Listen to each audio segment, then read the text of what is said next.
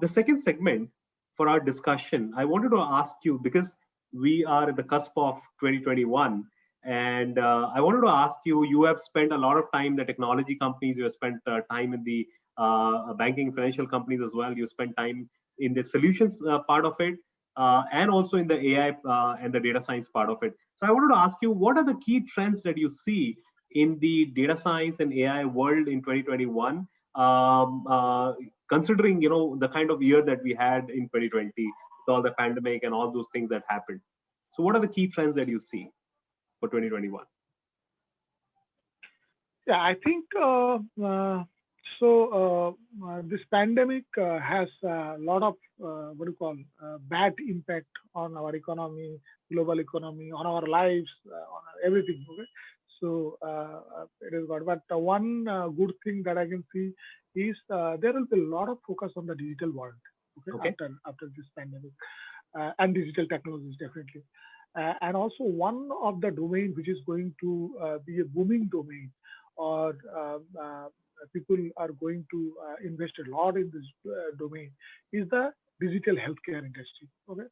So because it has been already proved that probably we are not only countries like India or the developing countries, but even the developed countries or the superpowers that we call. So they are also not equipped with dealing with such kind of a pandemic, or even a biohazard. Okay, so this pandemic and biohazard has a lot of similarities, right? Yeah. So if there is a bio attack, okay, or kind of thing, so we are not prepared for doing that. Okay. And for that, we actually require a great preparation. Okay, in terms of, and digital technologies are going to help a lot. In fact, it is only the digital technology that can help us to deal with such kind of a pandemic or such kind of a bio attack in such large scale in the future. Okay, so there will be huge focus on digital technologies. And also what we have seen is now it has been proved that it is possible to render many of our services digitally to the customers, right? So it is across the domains, right? Yep. And people will try to explore that. Okay. So this virtual world is going to get a great traction in coming years. So everywhere it will be virtual. Okay, and you will see people will love to use those kind of services. In fact, it will be I mean, if you cannot do it virtually, that means your business will be extinguished. Okay. Yes. So although there will be options wherein you can do physical things, but you should keep a virtual channel also ready for that, because people will expect that.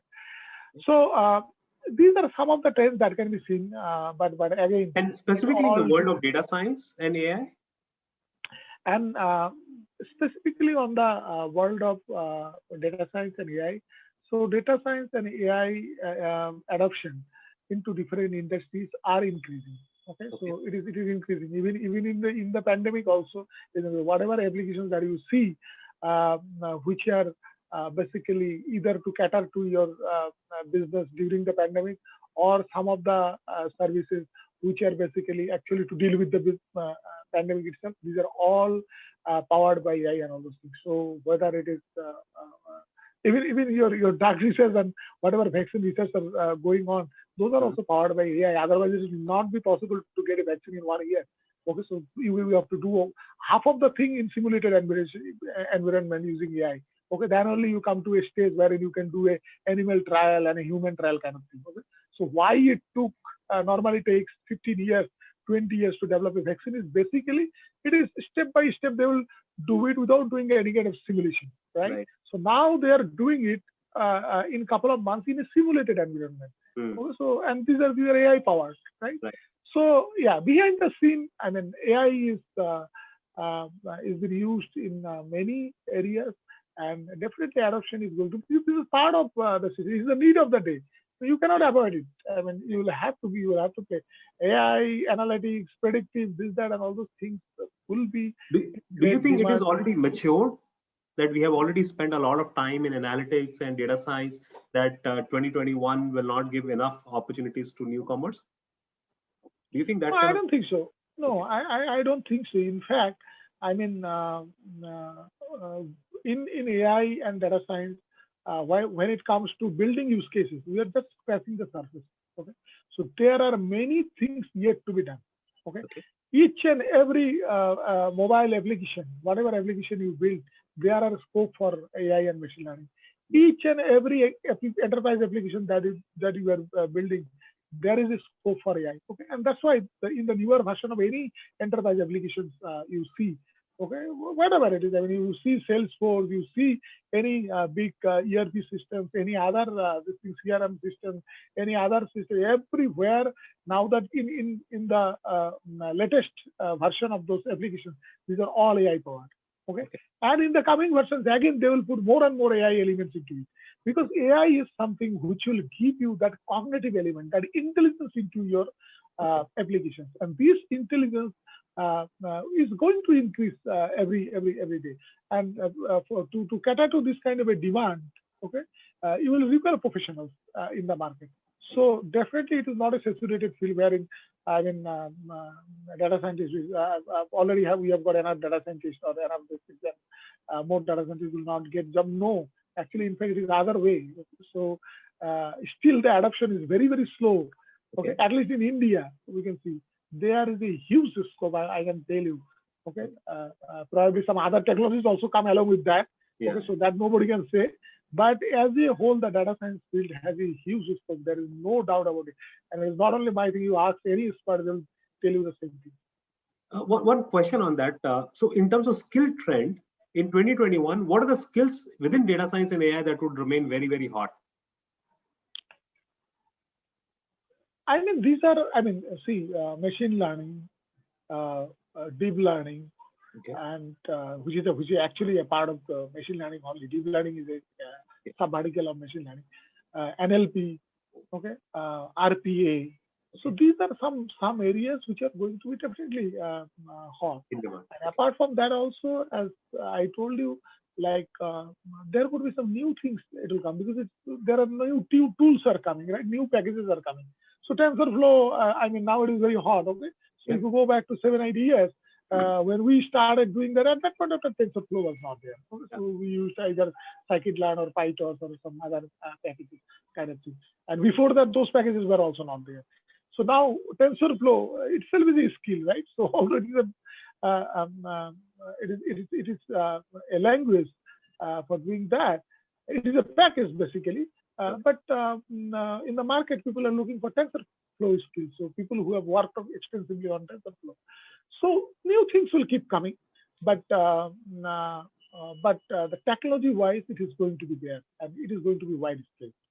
Okay, very good, very good. One last question, Mr. Utpal, for you. In terms of open AI and automation in AI world, do you think there would be lesser number of people required, even though adoption of AI will increase? Do you think that kind of thing would happen, that there'll be more and more automation in next year? That is going to be there. So any technology, okay. So there will be initially there will be more of like indigenously developed things you'll have to do, but going forward there will be big companies like Microsoft, Google, these things. They will provide more and more services through a lot of APIs, a lot of these things and all. But at the same time, for building a enterprise level application or something very, very critical, definitely you require people, okay, who understands the field, who knows how to do that code, how to tune that model, how to train that model with your own data. So that is very, very important.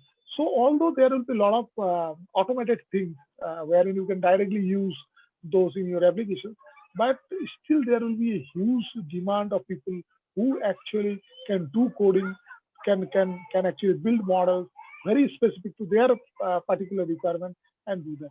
So I think it will be both. So for those also you require people, right? So if you are going to use something that open kind of things wherein you just call an API and do it, it is not just a calling API. Okay, so you need to write a lot of things on top of that, and you need to understand also, okay, while calling that API and do that, because that is a small part of the entire application. So I think the demand will be for both these things, but as they hold the entire field is like that. I'll give you a very classic example. So if you want to build a normal personal website or a website for a small company, so you have got hundreds of options in the internet only. With couple of clicks you can do it, right? But if you so if you want to build an enterprise level website for your enterprise, so definitely you require experts who will be working for probably years to build that this thing, right? So that is the same case for AI. So which also means, Mr. Utpal, you're saying that a lot of small and medium-sized businesses will start adopting data science and start adopting analytics and bit of AI as well. Is what you're trying to say? Yes, already they have started. So in the MSME world, a lot of fintechs are doing good business in the MSME world. Okay, so they are now probably they are going to be one of the biggest adoption level will be going to be the highest they are going forward. That's what I'm expecting. Okay? So almost everything, and also I know companies who are giving services to very conventional kind of business. Okay, so probably manufacturing wares, okay, or manufacturing pipes, okay, manufacturing some plastic items and all those things. They are also now digitized, right? So they are collecting their data and all those things, and they also want to know the insights from their data so that they can take some decision. They can build strategies, or they can do things in a smarter way. And there are small companies in this AI world. They are just giving them services. It's not a full-time service kind of a thing. So probably twice in a year, they churn out their data and they give some valuable insights. Okay, and it is just connecting to their data sources and doing some analytics work, running some visualization tool and giving them. So that's what I mean. I know personally there are companies who are doing this kind of work, and that indicates that the penetration of AI is not only to the big enterprises, okay, but it has gone till the small factories, basically, in the rural area or something like that. It is going already, and in coming couple of years, you will see like adoption is going to be great. I mean, very truly said, because everybody is using digital technologies to manage their own data. Everything is coming into computers and software. So even the MSC, the small MSME, the small and the medium-sized businesses will start generating huge amount of data, and then with very short span of time, they'll start realizing the importance of making decisions using data. Mr. Utpal, it was great having you here. It was a pleasure as well as honor, and thanks for a freewheeling talk and giving us an insight on what to expect in 2021 in the digital and specifically in data science and AI world. Great having you here, Mr. Utpal. Thanks a lot. Thank you. Thank you so much. Thank you.